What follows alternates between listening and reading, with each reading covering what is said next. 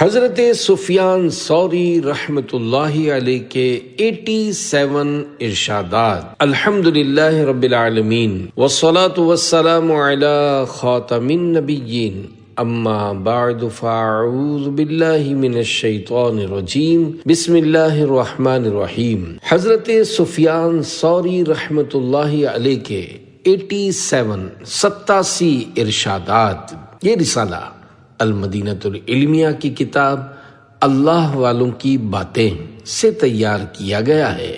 دعائے عطار، یا اللہ پاک جو کوئی 16 صفحات کا رسالہ سفیان ثوری رحمۃ اللہ علیہ کے 87 ارشادات پڑھ یا سن لے، اس کے دل سے دنیا کی محبت دور فرما کر اسے روحانی سکون نصیب فرما اور اس کو ماں باپ سمیت بے حساب بخش دے، آمین بجاہ خاتم النبیین صلی اللہ علیہ وآلہ وسلم۔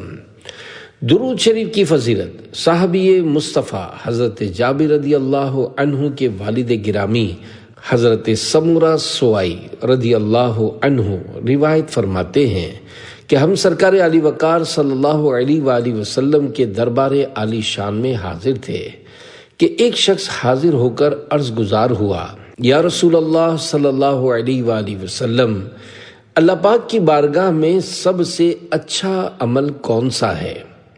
تو محبوب خدا صلی اللہ علیہ وآلہ وسلم نے ارشاد فرمایا، سچ بولنا اور امانت ادا کرنا۔ راوی حدیث حضرت سمورہ رضی اللہ عنہ فرماتے ہیں کہ میں نے عرض کی، یا رسول اللہ صلی اللہ علیہ وآلہ وسلم، مزید کچھ ارشاد فرمائیے۔ فرمایا، کثرت ذکر اور مجھ پر درود پاک پڑھنا کہ یہ عمل فقر یعنی غربت کو دور کرتا ہے۔ بہر رفع مرض و زحمت و رنج و کلفت، ڈھونڈتے پھرتے ہیں وہ لوگ کہاں کا تعویذ، تم پڑھو صاحب لولاک پر کثرت سے درود، ہے عجب درد نہاں اور اما کا تعویذ، صلو علی الحبیب صلی اللہ علی محمد۔ گھر آئی دولت واپس کر دی۔ واقعہ، عظیم بزرگ حضرت سفیان ثوری رحمۃ اللہ علیہ کے بھائی حضرت مبارک بن سعید رحمۃ اللہ علیہ ذکر کرتے ہیں کہ ایک شخص حضرت سفیان ثوری رحمۃ اللہ علیہ کے پاس درہم سے بھری 1 یا 2 تھیلیاں لے کر آیا۔ اس کے والد آپ رحمۃ اللہ علیہ کے دوست تھے اور آپ ان کے پاس بہت جایا کرتے تھے۔ آنے والے نے عرض کی، ابو عبداللہ، یہ حضرت سفیان ثوری رحمۃ اللہ علیہ کی کنیت ہے، کیا آپ کے دل میں میرے والد کی طرف سے کوئی ناپسندیدہ بات ہے؟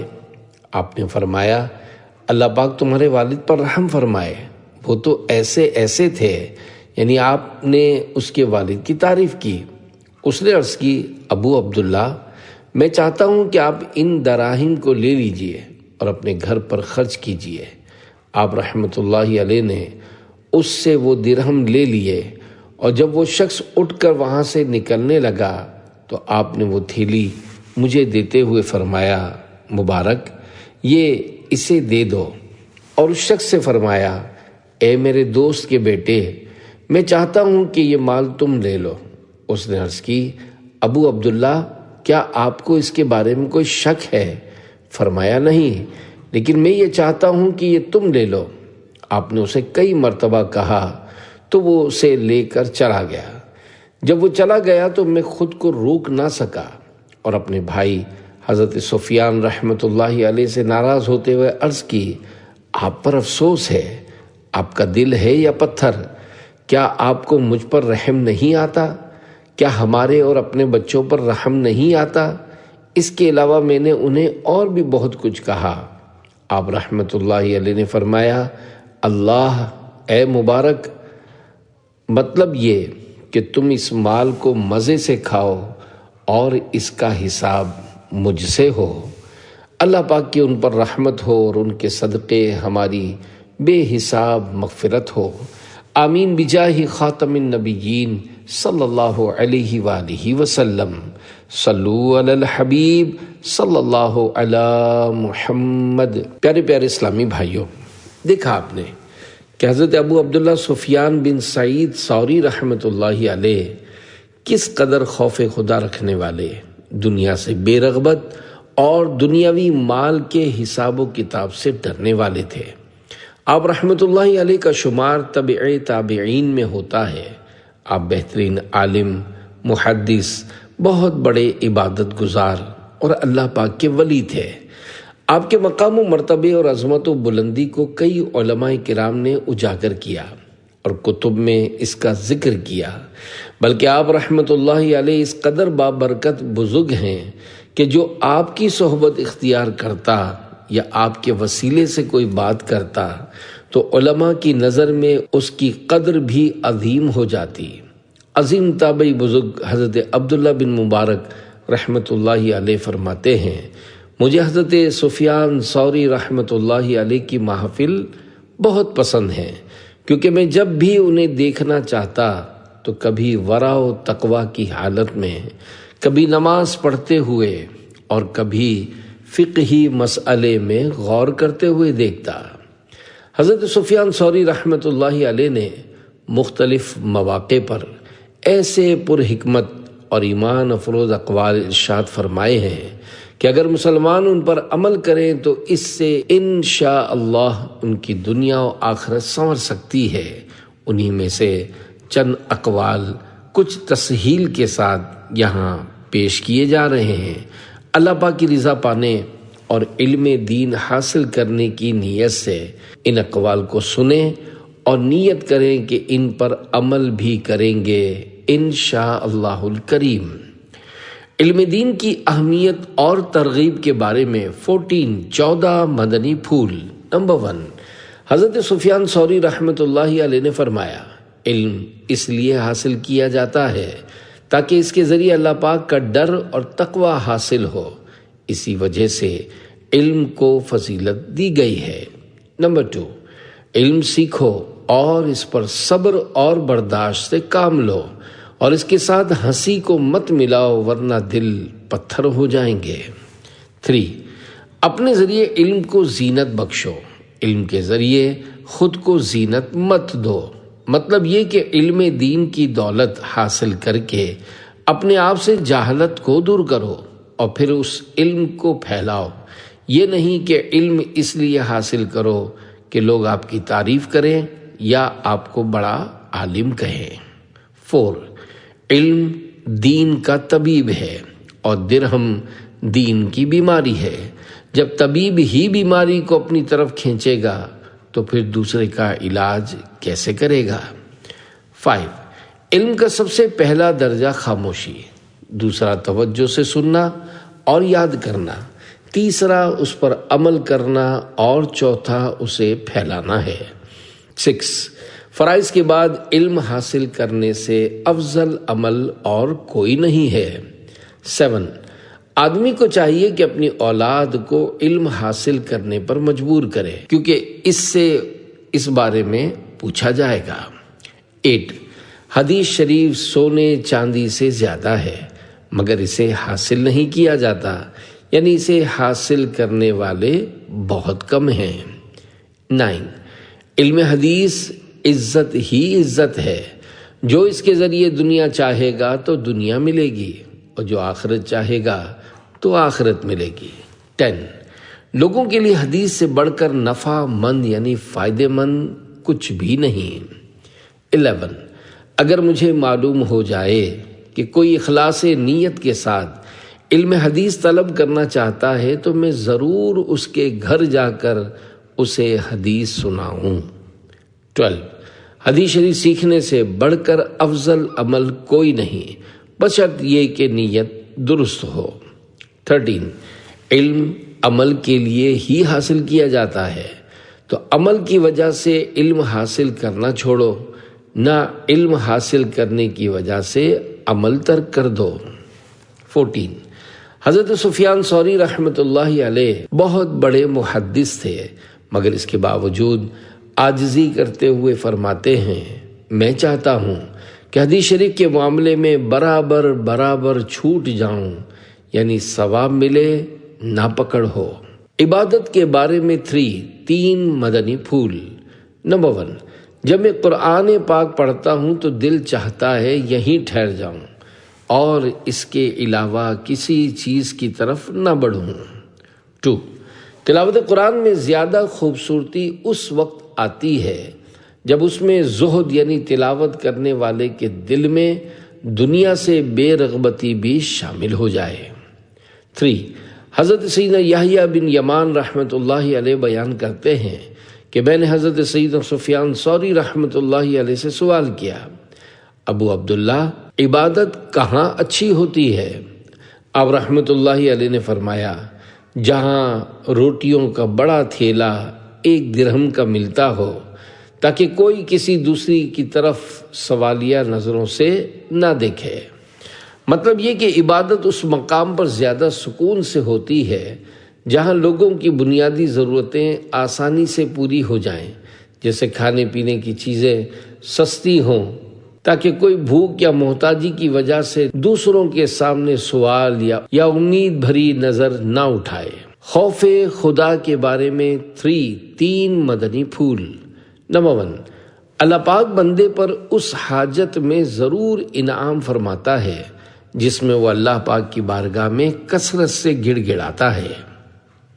2، جب ہم دین میں کوئی سخت وعید یا ڈرانی والی بات سنتے ہیں تو ڈر جاتے ہیں، اور جب رحمت یا نرمی والی بات سنتے ہیں تو مسلمانوں کے لیے اس کی امید رکھتے ہیں۔ ہم نہ فوت ہونے والوں پر جنتی یا دوزخی ہونے کا فیصلہ سناتے ہیں اور نہ زندوں کا حساب کرتے ہیں۔ جن باتوں کا ہمیں علم نہیں ہوتا انہیں علم والوں کے حوالے کر دیتے ہیں اور ان کی رائے کو اپنی رائے سے بہتر مانتے ہیں۔ 3، جب تک خوف خدا کی شدت نہ ہو عبادت پر استقامت پانا مشکل ہے۔ حب مال اور دنیا سے بے رغبتی کے بارے میں 20 مدنی پھول۔ نمبر 1، دنیا کو دنیا اس لیے کہتے ہیں کہ یہ دنیا یعنی گھٹیا ہے، اور مال کو مال اس لیے کہتے ہیں کہ یہ مالدار کو ٹیڑھا کر دیتا ہے۔ 2، مال کو مال اس وجہ سے بھی کہا جاتا ہے کہ وہ دلوں کو مائل کرتا ہے۔ 3، لوگوں کی رضامندی کی ایسی انتہا ہے جس تک نہیں پہنچا جا سکتا، اور طلب دنیا کی بھی ایک انتہا ہے مگر اس تک بھی رسائی نہیں ہو سکتی، یعنی سب لوگوں کو خوش رکھنا ممکن نہیں ہے، اور ایسے ہی دنیاوی خواہشات کبھی ختم نہیں ہوتی۔ 4، بد مزہ کھانا کھانا اور خوردرا لباس پہننا دنیا سے بے رغبتی نہیں، بلکہ دنیا سے بے رغبتی تو امیدوں کا چھوٹا ہونا یعنی موت کو پیش نظر رکھنا ہے۔ 5، اگر تمہیں کھانے سے صرف پیٹ بھرنے کی ضرورت ہو تو اس کے لیے سوال مت کرو، اگر تمہیں نمک کی ضرورت ہو تو سوال مت کرو، اور یہ جان لو کہ جو روٹی تم نے کھانی ہے نمک ملا کر اس کا آٹا گوندھ دیا گیا ہے، اور تمہیں پانی پینے کی ضرورت ہو تو اپنے ہاتھوں کا استعمال کرو، یہ پانی کے برتن کا کام دیں گے۔ 6، مالدار بھی زاہد یعنی دنیا سے بے رغبت ہو سکتا ہے جبکہ مصیبت پر صبر کرے اور نعمت پر شکر کرے۔ 7، جب بندہ دنیا سے بے رغبت ہو جاتا ہے تو اللہ پاک اس کے دل میں حکمت بھر دیتا ہے، پھر اس حکمت کو اس کی زبان پر جاری فرماتا ہے اور اسے دنیا کے عیوب، اس کی بیماریاں اور ان بیماریوں کا علاج بھی دکھا دیتا ہے۔ 8، اللہ پاک کی وہ نعمت جو مجھ سے دنیا کو دور کر دے اس نعمت سے بڑی ہے جو مجھے عطا کرے، یعنی اللہ پاک کی سب سے بڑی نعمت یہ ہے کہ وہ دنیا کی محبت اور لالچ کو میرے دل سے نکال دے، یہ نعمت اس سے بھی بڑی ہے کہ وہ مجھے دنیا کی دولت عطا کرے۔ 9، دنیا داروں کی تعظیم کرنے والے عالم میں کوئی بھلائی نہیں۔ 10، میں کسی کی دنیا سے محبت کو اس کے دنیا داروں کو سلام کرنے سے جان لیتا ہوں۔ 11، میں نے 1 درہم بھی کبھی عمارت بنانے میں خرچ نہیں کیا۔ 31/7، آپ رحمت اللہ علیہ کا یہ عمل دنیا سے بے رغبتی کی اعلیٰ درجے کی دلیل ہے۔ 12، اگر تمہیں اس بات کی استطاعت ہے کہ اپنی زندگی میں بلا ضرورت اور بلا حاجت شرعی کسی سے میل جول نہ رکھو تو ایسا ہی کرو۔ اپنے سامان ضرورت کی درستی کی فکر میں لگے رہو، حکمرانوں کے پاس جانے سے بچو، تمہیں ان سے جو ضرورت ہو وہ اللہ پاک سے مانگو، پیش آنے والی ہر بات میں اللہ پاک کی پناہ لازم پکڑو، تمام لوگوں سے بے نیاز رہو اور اپنی ضرورتیں اس کے سامنے رکھو جس کی بارگاہ میں ضرورتوں کی کوئی حیثیت نہیں۔ 13، صاحب بصیرت شخص کی نگاہ میں دنیا کا اکثر حصہ بدترین ہے۔ 14، جس بھی شخص کو دنیا سے کچھ دیا گیا اس سے یہ کہا گیا کہ اسے لے اور اس کے برابر غم بھی لے۔ 15، زہد اختیار کرو، اللہ پاک دنیا کے راز تم پر ظاہر فرما دے گا، پرہیزگاری اختیار کرو، اللہ تمہارے حساب میں نرمی فرمائے گا، مشکوک کام چھوڑ کر وہ کام کرو جو تمہیں شک میں نہ ڈالیں، اور شک کو یقین سے زائل کرو، اس سے تمہارا دین سلامت رہے گا۔ 16، اگر تم آخرت میں رغبت کی وجہ سے دنیا کو نہیں چھوڑ سکتے تو اس اندیشے سے چھوڑ دو کہ یہ بیکار زمین اور بیمار اونٹوں کا استبل ہے جس میں تم جیسے لوگوں کی کثرت ہے۔ 17، جس نیک عمل کی وجہ سے تم فوت شدہ لوگوں پر رشک کرتے ہو وہی خوبی اگر کسی زندہ شخص میں دیکھو تو اس پر بھی رشک کرو، یعنی اسے مرنے کے بعد نیکیوں کی قدر نہ کرو بلکہ زندوں میں بھی نیکی دیکھ کر ان کی قدر کرو۔ 18، جب بھی دنیا سے ہمارے پاس کچھ کام آیا تو ہم نے یہی چاہا کہ اس پر راضی کوئی شخص مل جائے تو یہ اسے دے دیں۔ 19، دنیا کی مثال شہد لگی روٹی کی طرح ہے، اگر اس پر کوئی مکھی بیٹھتی ہے تو وہ روٹی اسے پروں سے محروم کر دیتی ہے، اور اگر وہ خشک روٹی پر بیٹھے تو محفوظ رہتی ہے۔ 20، تمہارے لیے دنیا میں سب سے اچھی چیز وہ ہے جو تمہیں دنیا میں آزمائش میں نہ ڈالے، اور اگر تم کسی چیز میں آزمائش میں مبتلا ہو جاؤ تو تمہارے لیے بہتر یہی ہے کہ وہ چیز تمہارے پاس سے نکل جائے تاکہ تم آزمائش سے بچ سکو۔ یعنی اصل بھلائی اس میں ہے کہ دنیاوی چیز تمہارے لیے فتنہ یا گناہ کا سبب نہ بنے، اور اگر بن رہی ہے تو اس کا نہ ہونا ہی تمہارے حق میں بہتر ہے۔ موت، قبر اور آخرت کے بارے میں 12 مدنی پھول۔ نمبر 1، جس طرح تمہیں موت کا علم ہے اگر اسی طرح چوپائیوں کو بھی ہوتا تو تمہیں کوئی بھی موٹا تازہ جانور کھانے کو نہ ملتا۔ 2، میں نے کبھی اپنے نفس کے علاج سے زیادہ دشوار علاج کسی شے کا نہیں کیا، کبھی وہ میرے خلاف ہوتا اور کبھی موافق۔ 3، اے ہوشیار شخص، زندگی گدلی ہے، اس کی صفائی موت اور قبر کی ہولناکی کو یاد کرنا ہے۔ لوگوں نے سوچ بچار کے بعد دنیا کو برا کہا ہے، جو اندرائن یعنی کڑوے پھل کی طرح اوپر سے خوبصورت اور انداز سے انتہائی کڑوی ہے۔ زمانے کے حوادثات ہمیشہ سے اس کے ساتھ جڑے ہوئے ہیں اور اس کی مصیبتیں پتھروں پر بہتے تیز پانی کی طرح ہیں۔ 4، جب تو دنیا سے تقویٰ کا توشہ لے کر نہیں جائے گا اور موت کے بعد ایسے شخص سے ملے گا جس نے تقویٰ کو اپنا توشہ بنایا تھا تو تجھے شرمندگی ہوگی کہ تو اس کے جیسے کیوں نہ ہوا اور تو نے ویسی ہی تیاری کیوں نہ کی جیسی اس نے کی۔ 5، جب مردہ چارپائی پر ہوتا ہے تو اس سے کہا جاتا ہے لوگوں سے اپنی تعریف سنو۔ 6، جب کسی مرے ہوئے شخص کا تذکرہ ہو تو اس کے بارے میں عام لوگوں کی باتوں کو اہمیت نہ دو بلکہ علم و عقل والے لوگوں کی باتوں کو اہمیت دو۔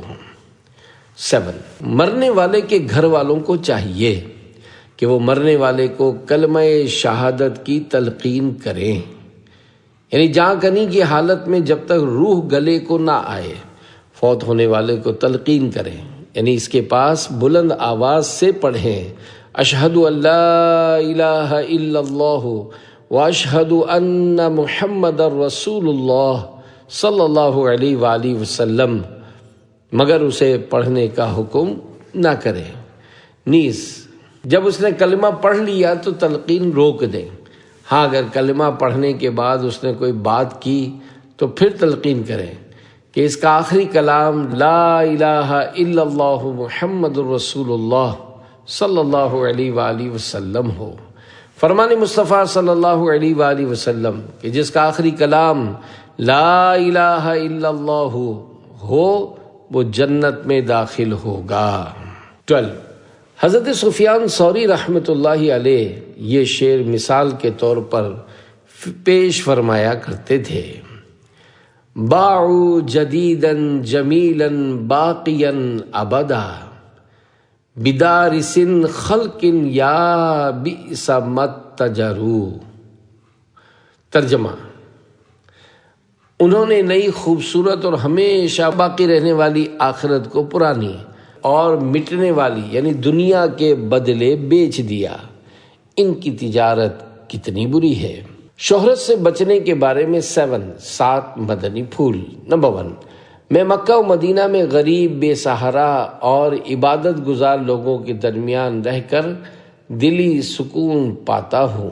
2، شہرت سے بچو۔ میں جس بزرگ کے بھی پاس گیا انہوں نے مجھے شہرت سے روکا، جان پہچان کم رکھو، تمہاری غیبت کم ہوگی، پوشیدہ رہنے میں عافیت ہے۔ 3، کسی کو بھی دوست بنا لو پھر اسے ناراض کر دو، اور پھر کسی کو اس کے پاس بھیج کر اپنے بارے میں اس کی رائے معلوم کر کے دیکھ لو کہ وہ تمہاری کیسی حفاظت کرتا ہے۔ 4، جب تم سے واقف نہ ہو اسے اپنے بارے میں نہ بتانا، اور جو تمہیں جانتا ہو اس کے بارے میں جاننے کی کوشش نہ کرنا۔ 5، جاہ و منزلت کی محبت سے بچنا، کیونکہ اس سے منہ موڑنا دنیا سے منہ موڑنے سے بھی زیادہ مشکل ہے۔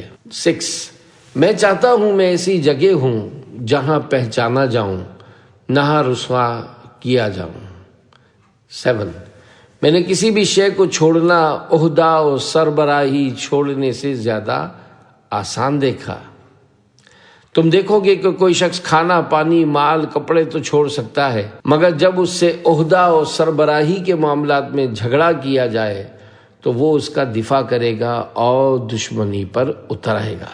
متفرق باتوں کے بارے میں 28 مدنی پھول۔ نمبر 1، شریر لوگوں سے خیر کی امید رکھنا تعجب کی بات ہے۔ جب تمہیں اپنے نفس کی پہچان ہو جائے تو پھر تمہیں اپنے بارے میں کی جانے والی باتیں کوئی نقصان نہیں پہنچائیں گی انشاءاللہ۔ 3، ظالم کا چہرہ دیکھنا بھی خطا ہے، اور گمراہ گر پیشواؤں کو دیکھنا پڑے تو انہیں دل میں برا جانو، ورنہ کہیں تمہارے اعمال برباد نہ ہو جائیں۔ 4، امیروں کے گھروں کو نہ دیکھو، اور جب وہ سواریوں پر کہیں سے گزریں تو انہیں بھی مت دیکھو۔ 5، جس ظالم کے لیے لمبی عمر کی دعا کی اس نے پسند کیا کہ اللہ پاک کی نافرمانی کی جائے۔ 6، اجر صبر کے برابر ملتا ہے۔ 7، وہ شخص عالم و سمجھدار نہیں جو آفت و آزمائش کو نعمت اور آسودگی کو مصیبت نہ سمجھے۔ 8، ہم نے دین و دنیا میں ہم خیال دوست سے زیادہ نفع بخش کوئی شے نہیں پائی۔ 9، اللہ پاک کی حمد ذکر بھی ہے اور شکر بھی، اس کے علاوہ کسی چیز میں ایک ساتھ ذکر اور شکر نہیں۔ 10، لوگوں پر ایک زمانہ ایسا آئے گا جس میں حالات میں خرابی کے پیش نظر کسی سمجھدار کی آنکھ ٹھنڈی نہ ہوگی۔ 11، تمہیں چاہیے کہ ضروریات زندگی کے لیے درمیانی راہ اختیار کرو اور سرکش لوگوں کی مشابہت اختیار کرنے سے بچو۔ کھانے پینے، لباس اور سواری سے وہ زیادہ میرے لیے اہم ہیں جو گھٹیا نہ ہوں۔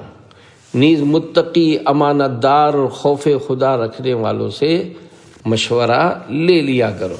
12، دونوں محافظ فرشتے نیکیوں اور برائیوں کی بو اس وقت پاتے ہیں جب دل پختہ ارادہ کر لیتا ہے۔ 13 جب سورج مغرب سے طلوع ہوگا تو ملائکہ اپنے صحیفے لپیٹ لیں گے اور قلم رکھ دیں گے۔ 14 شیطان کی کمر توڑنے کے لیے لا الہ الا اللہ کہنے سے زیادہ بڑی کوئی شے نہیں، اور ثواب میں اضافہ کرنے والے کلاموں میں الحمدللہ جیسا کوئی کلام نہیں۔ 15 گمان دو طرح کا ہے، ایک وہ جس میں گناہ ہے، دوسرا وہ جس میں گناہ نہیں۔ گناہ والا یہ ہے کہ زبان پر آ جائے، اور جو زبان پر نہ آئے اس میں گناہ نہیں۔ 16 اگر یقین دل میں ایسا قرار پکڑ لے جیسا ہونا چاہیے تو دل جنت کے شوق کی وجہ سے خوش ہو جائے گا یا جہنم کے خوف سے غمگین۔ 17 جب تمہیں کسی سستے علاقے کا علم ہو تو وہاں چلے جاؤ، کیونکہ وہ تمہارے دین کے لیے زیادہ سلامتی والا اور تمہارے لیے تہمت کو زیادہ کرنے والا ہے۔ 18 حضرت سیدنا وقی رحمۃ اللہ علیہ سے مروی ہے کہ ہم عید کے دن حضرت سیدنا سفیان ثوری رحمۃ اللہ علیہ کے ہمراہ نکلے۔ آپ رحمۃ اللہ علیہ نے فرمایا، آج کے دن ہمارا پہلا کام نگاہیں جھکانا ہے۔ 19 خواہشات، جھگڑے اور حاکم سے دور رہنا۔ 20 جس کا باطن اس کے ظاہر سے اچھا ہو تو یہ فضل ہے، اور جس کا باطن اس کے ظاہر سے برا ہو تو یہ ظلم ہے۔ 21 قول عمل کے ساتھ ہی درست ہے، اور قول و عمل دونوں نیت کے ساتھ ہی درست ہیں، اور قول عمل اور نیت سنت کی موافقت کے ساتھ ہی درست ہوتے ہیں۔ 22 جب اللہ پاک کسی بندے کے ساتھ بھلائی کا ارادہ فرماتا ہے تو اسے قول و فعل کی درستی عطا فرماتا ہے اور اسے گناہوں سے محفوظ رکھتا ہے۔ 23 جس نے کسی بد مذہب کی بات توجہ سے سنی اور اسے اس کا بد مذہب ہونا معلوم تھا تو وہ اللہ پاک کی امان سے نکال کر نفس کے سپرد کر دیا گیا۔ 24 شکم سیری یعنی پیٹ بھرنے سے بچو کہ یہ دل سخت کرتی ہے، غصہ پی جایا کرو اور زیادہ نہ ہنسو کہ یہ دلوں کو مردہ کرتا ہے۔ 25 اپنے گھر والوں کے ساتھ اچھی طرح رہو اور ایسے ہو جاؤ کہ تمہاری حالت سے موت کی یاد آ جائے۔ 26 لا تتکلم بلسانک ما تکسر بہ اسنانک یعنی اپنی زبان سے ایسی بات نہ نکالو جو تمہارے دانت توڑوا دے۔ 27 سیدنا عبداللہ بن یونس رحمۃ اللہ علیہ بیان کرتے ہیں کہ میں نے حضرت سیدنا سفیان ثوری رحمۃ اللہ علیہ کو بے شمار مرتبہ یہ دعا مانگتے سنا کہ اے اللہ ہمیں سلامت رکھ، ہمیں سلامت رکھ، اے اللہ اس دنیا سے ہمیں سلامتی کے ساتھ جنت تک لے جا، اے اللہ ہمیں دنیا و آخرت میں عافیت عطا فرما۔ 28 رحمت الہی کی امید رکھنے والا فاسق اس عبادت گزار سے اللہ پاک کے زیادہ قریب ہے جو انعامات باری تعالیٰ کے حصول کا ذریعہ صرف اپنے عمل کو سمجھتا ہے۔ صلو علی الحبیب صلی اللہ علی محمد۔